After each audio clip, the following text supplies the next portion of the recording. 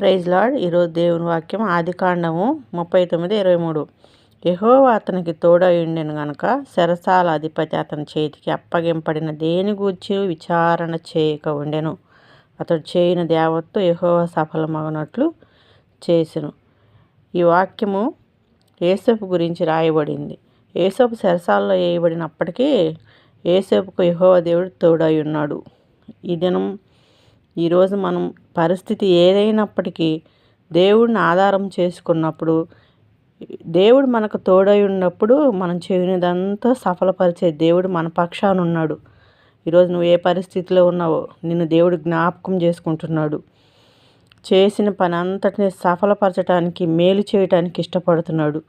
దేవుడు తోడై ఉన్నాడు. ఏ విషయంలోనూ భయపడకు. ఎందుకంటే నిన్ను నమ్మినవాడు గొప్పవాడు, ఏమైనా చేయగల సమర్థుడు.